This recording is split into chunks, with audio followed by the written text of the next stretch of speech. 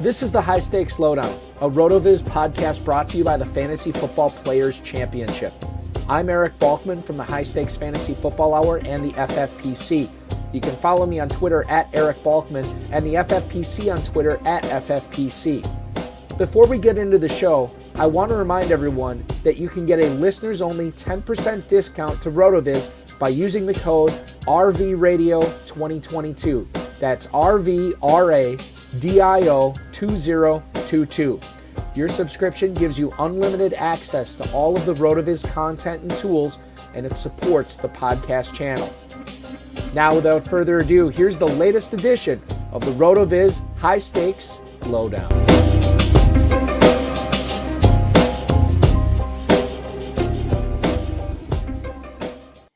Welcome in, everyone, to the latest edition of the RotoViz High-Stakes Lowdown. I am your host, Eric Balkman. Before we get into our guest, I do want to remind you that the Footballguys early bird promo is active for a $35 discount at myffpc.com. Remember, if you're registering prior to June 30th and drafting prior to July 15th, you'll get a free $35 discount, $35 team credit to your account. We'll do that up to 3 times as well. The best ball tournament and grand prize and prize pool has been doubled, $200,000 for just $125 entry fee. That could be your grand prize, $200K.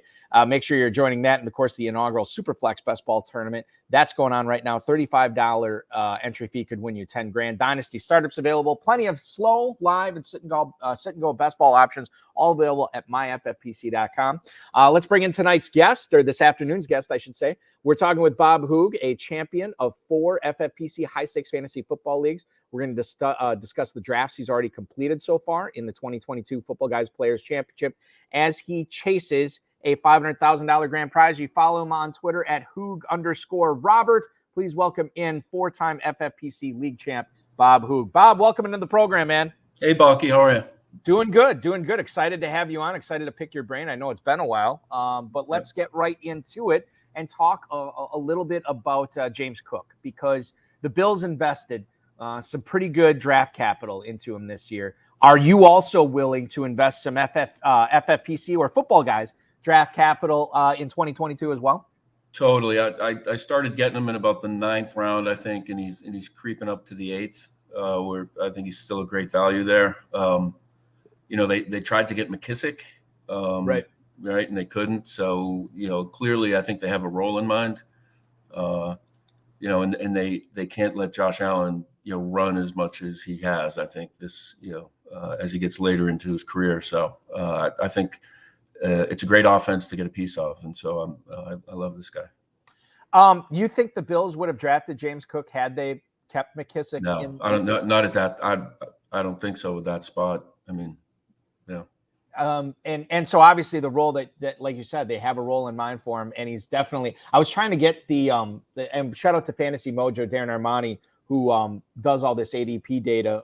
Make sure you're signing up for his service, fantasymojo.com. James Cook, as you mentioned, is creeping up the draft boards in the Footballguys Players Championship over the last 7 days. He is now 806 on average. So now he's in the middle of the 8th round, gone as high as the 602. So make sure you're getting him if you like him. Kareem Hunt, Damian Harris, Chase Edmonds territory there for James Cook. Let's talk about a team near and dear to my heart, the Green Bay Packers. Aaron Jones. Now, this is a guy, and I'll let you wax poetic on him shortly, but this is a guy I'm like, man, no Devontae Adams. This dude is going to crush it for fantasy this year. Every single time Devontae Adams missed and Aaron Jones is healthy, he had a massive game catch-wise. He's going to catch a ton of passes. Is this why, and maybe you could give some other reasons, why Aaron Jones should be a target for FFPC drafters in the 2nd round this season? Yeah, I mean, it seems like you've been looking at my boards, because Jones is maybe. Along with Cook, I mean, Jones is one of my most roster guys. I mean, if he's there in the 2nd round, I'm taking him for sure. For that reason, is it? I mean, are you predicting a Buffo season? Totally. I mean, I just think that Rodgers goes to his favorites, right? Adams is gone, so there's a lot of vacated targets. To me, the fact that Dillon's there is actually a positive, right? Because it means Jones isn't burdened with those low value touches. I mean, he's going to get receptions, he'll get some goal line work, and so I really like him there. You're taking him over Fournette and Barkley, right? Aaron Jones. Fournette definitely recently. I'm liking Barkley more now, and I think just to diversify, if I had the choice today, I might go with Barkley just because I've got a bunch of Jones. What's the reason that you're liking Barkley a little bit more now? Is there anything that stood out to you from OTAs? Just being in the New York area and hearing about like how good he looks, and they're going to use him in the passing game, and Daboll is 100 times better than the coaching he's had, right? So, I think there's a chance he could just really go off, and I think some exposure is prudent. James White is going in the 17th round of Football Guys drafts right now. Are you in favor of taking a guy who, granted, when he's healthy, we kind of know what he's going to do in New England. We know what his role is. We know he's the pass catcher there. Are you in favor of taking a guy like James White in the 17th, or would you be more likely to take a risk on like a lottery ticket type running back, a one injury away type guy? How are you utilizing those late round picks, specifically in the 17th when James White is looking like a pick for you? Yeah, I've had White, and I have taken White, but since I saw the picture of him at camp, I'm not taking him anymore.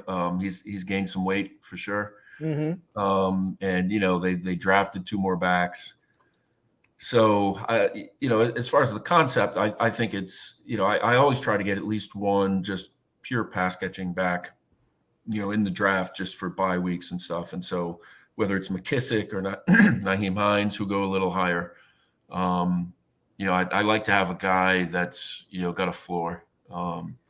So wherever I get him. But other than that, I do go for, like the Matt Breida or somebody,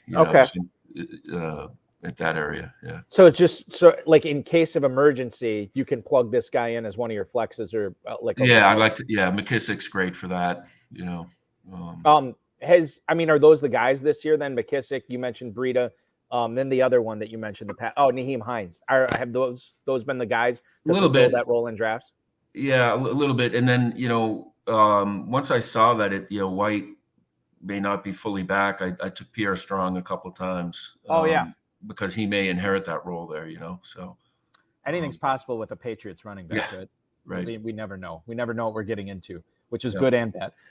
You mentioned Brian Daboll, big fan of the upgrade in coaching from the Joe Judge staff to Brian Daboll. Talked about how you're getting warming up to Barkley a little bit. What about the wideouts there with Daboll coming in? Is there any love for any of the Giants wideouts that you think people should be drafting? Love is a strong word, but I'm willing to take a chance on Golladay in the 11th, like every time. Typically at that point he's maybe your 5th, or at least for me, my 5th receiver. Relying on him too much, but he's had, he's been a wide receiver 1 in the past, I believe. He's not that old, and I'm definitely of the belief that Daniel Jones isn't as bad as his reputation. I think under a good coach, he could get some things done. So at cost, I think that Galladay's a good play. Wan'Dale Robinson was the rookie they drafted in the 2nd round, and I know they're big fans of Kadarius Toney because they took him in the 1st round last year. Any love for those guys, or does the pedigree? Go ahead. I love Tony's potential, and he's like a highlight waiting to happen every time he gets the ball. But the fact that they drafted this other guy makes me really wonder what their plans for Tony are. And he's from the prior regime as well. Mm-hmm. That's true. So, that's a good point. I'm sort of I'm not investing too heavily in either one of those guys. How do you compare the value? And I'll for the listeners, I'll bring this up. The draft value that you get between waiting to select T. Higgins or drafting Jamar Chase. Now, Jamar Chase currently wide receiver 3 at the 107. T. Higgins you can get wide receiver 11 at the 305. So there's almost 2 full rounds separating these guys. Bob, are you of the opinion that waiting on Higgins and getting those extra 2 rounds is the way to go if you're married to drafting a Bengals receiver? Absolutely. If you think you can get them, I've done that and not gotten them. But objectively, either guy could have the better year between the 2 of them, as far as I'm concerned. Chase is probably the better prospect and ultimately the better guy, but he also draws the coverage. I think, Higgins, should resemble Chase's numbers by the end of the year, and he's 2 rounds later. So, these guys are very close for you. I think so. I mean, if you look at the splits and stuff, the second half of the year, Higgins, for the most part was right there with Chase. I mean, Chase had a blow up game or two for sure. I mean, I think, and then, think of who you're getting, who you're adding to your team with those 2 high draft choices in addition to Higgins, Yeah. It's all the takeaway. Like, what are you giving up for Chase, and what are you getting with Higgins by waiting on him? What does Tyler Boyd figure into the equation for you at all in fantasy? I can, not for me, because I can never figure out when to play him.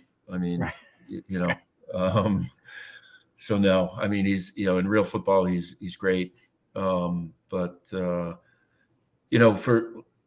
running backs, I'm happy to get a floor guy, to plug in a bye week. But for receivers, I don't usually do that, particularly because there's always one on the way on waivers.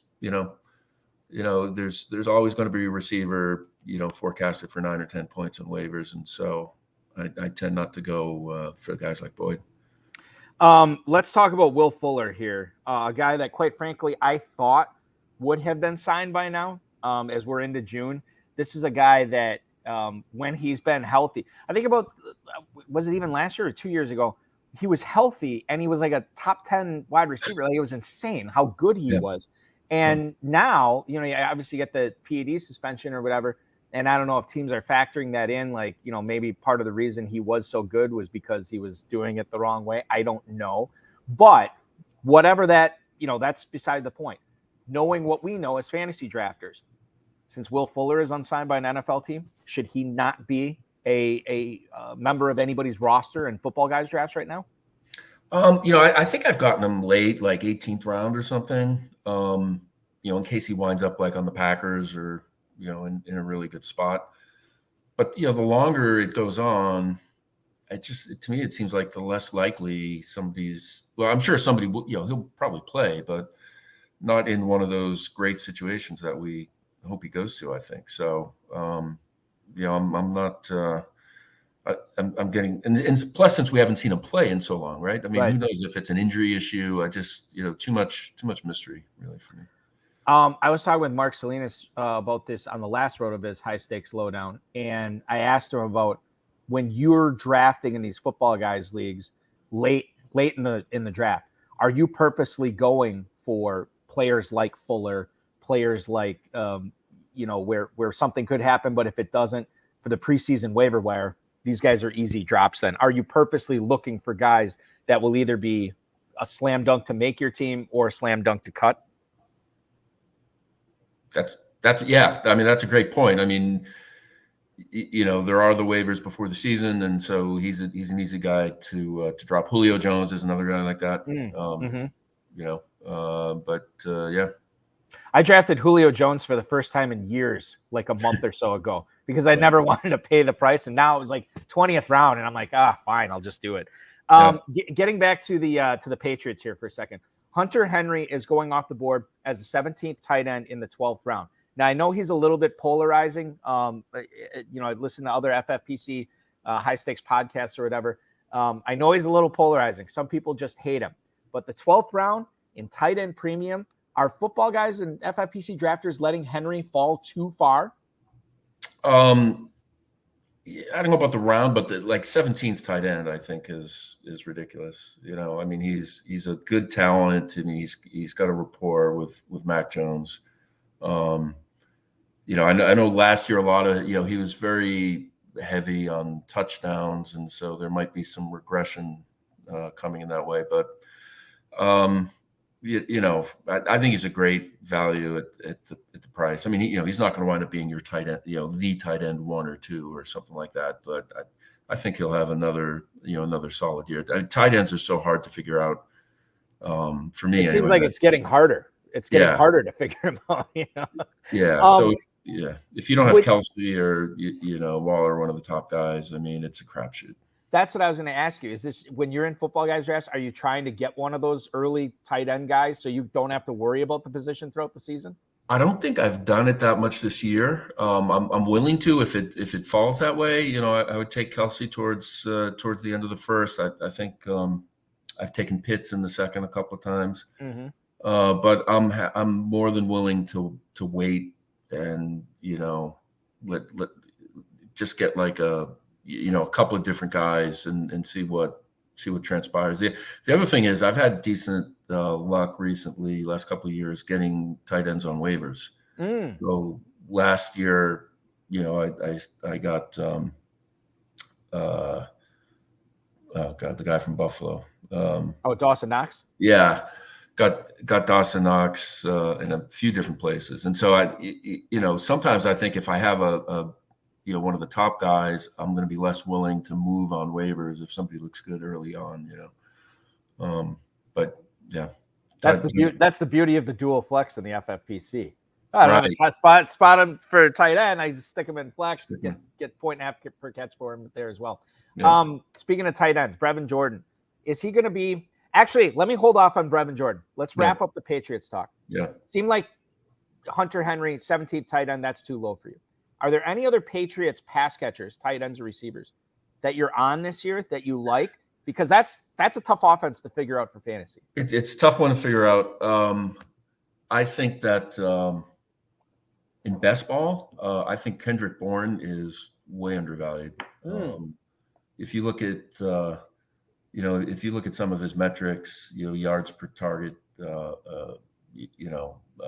routes. I mean, he's great with the ball in his hands, and I think they're going to try to get it to him more, just not every week. I'd never know when to play him in redraft. Right. But I think from a best ball perspective, he's pretty good. And, I know we just talked about Henry. I don't think it's impossible that we see more from Jonnu Smith this year either. I've heard some of the camp reports were good. They've got a ton of money in them. And so I just sort of keep my eye on them.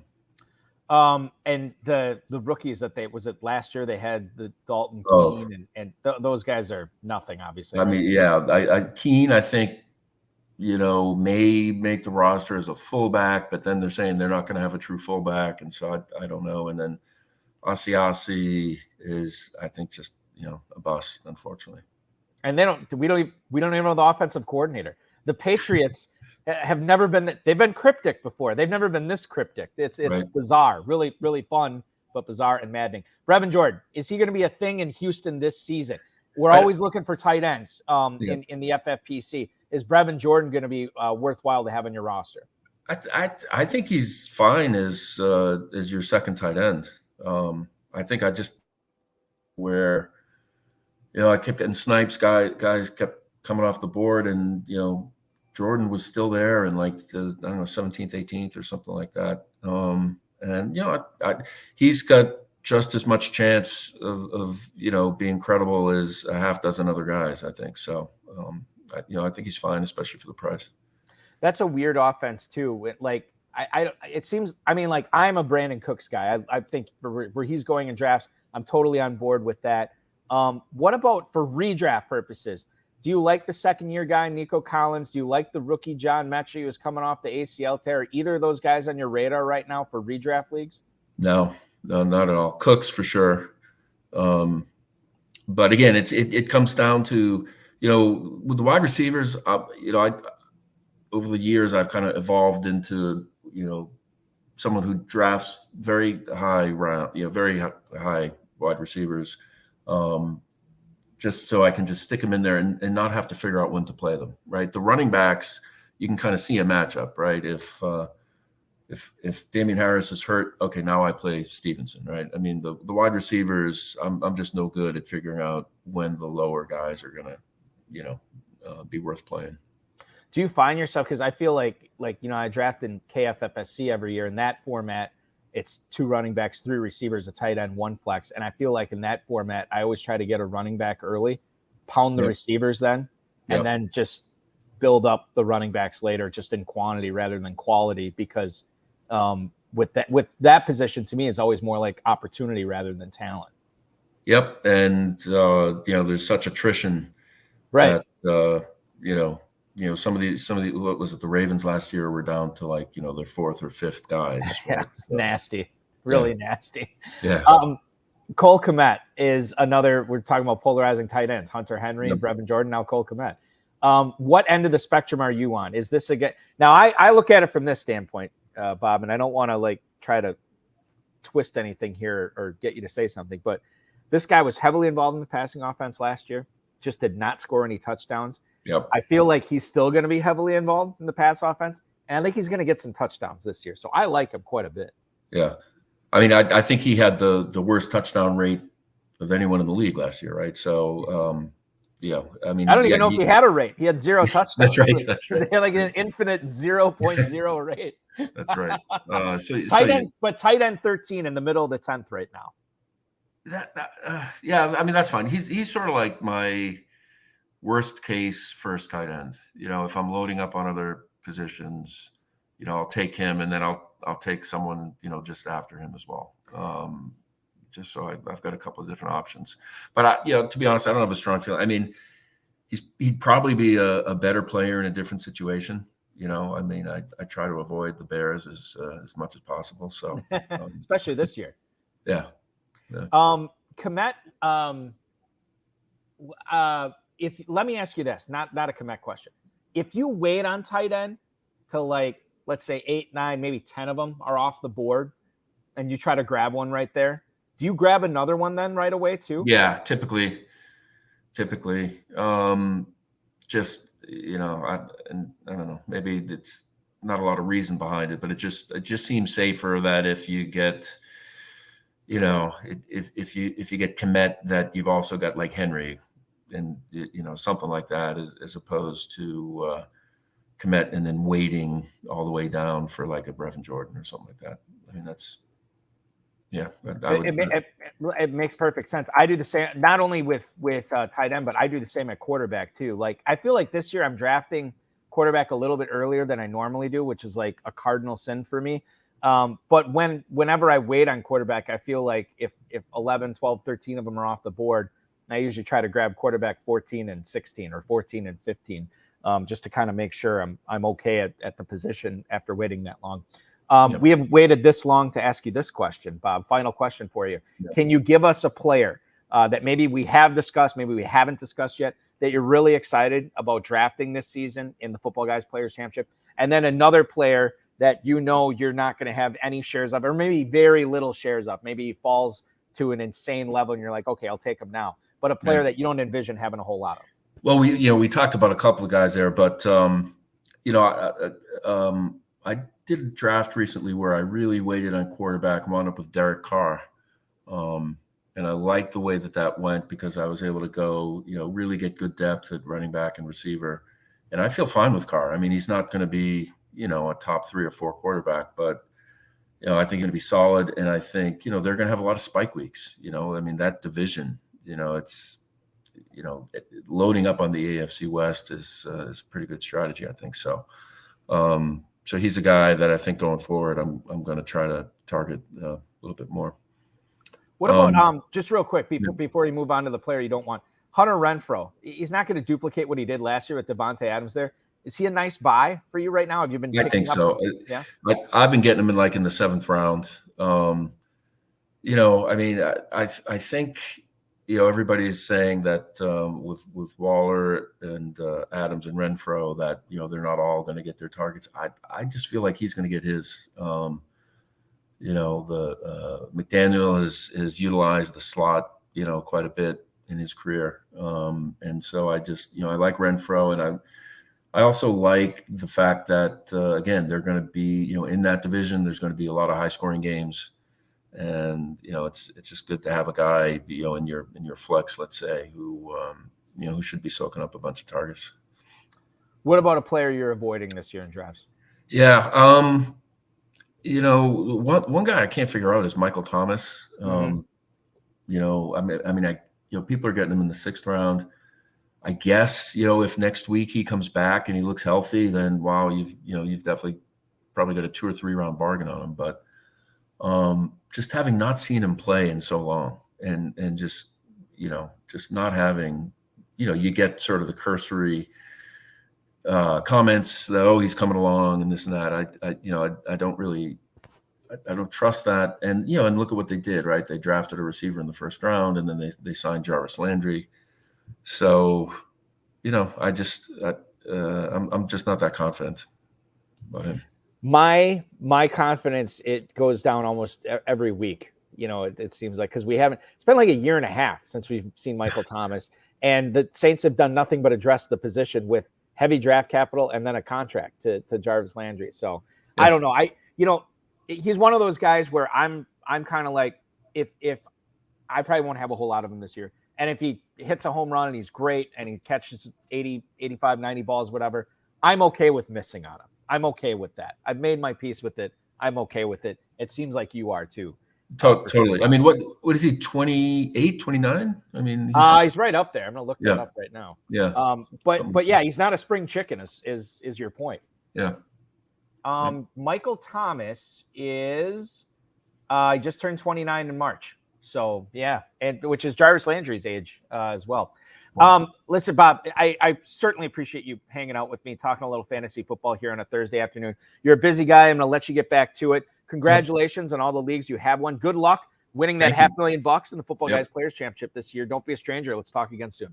Thanks, Baki. See you. You bet. Bob Hoog, ladies and gentlemen, the owner of four FFPC league championships. You follow him on Twitter at Hoog_Robert.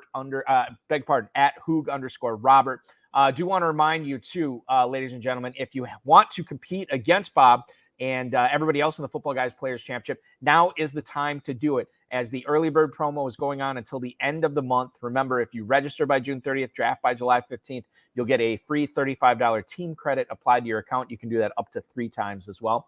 The FFPC Best Ball Tournament grand prize and prize pool has been doubled. $125 could get you $200,000. $35 could get you $10,000 in the inaugural FFPC Superflex Best Ball Tournament. Those drafts, all 3 of those tournaments I just mentioned, have drafts popping off each and every day. Dynasty Startup still available. We're going to roll those throughout the next month or 2, maybe longer. I don't know. And then plenty of slow, live, sit and go best ball options, all at myffpc.com as well. $1 million is the grand prize in the FFPC main event this year. It is an industry record. It's an industry first for a season-long contest operator offer a $1 million grand prize. You can register for that at myffpc.com.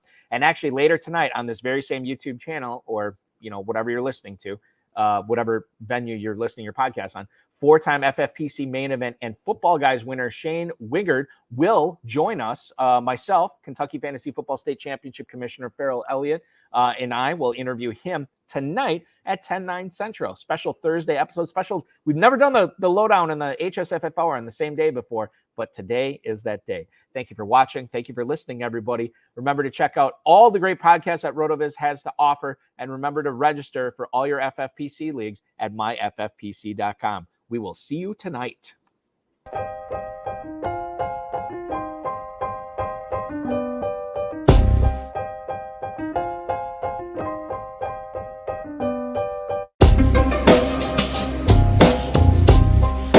Thank you for listening to the High-Stakes Lowdown, a RotoViz podcast brought to you by the Fantasy Football Players Championship. And thanks to Grapes for our theme music. Please review the podcast on iTunes under the RotoViz radio feed. It helps us find new listeners. Contact us via email, rotovizradio@gmail.com. We'd love to hear what you think, and follow us on Twitter at RotoVizRadio. And remember, you can always support the show by subscribing to RotoViz at a 10% discount through the NFL podcast homepage, rotoviz.com/podcast.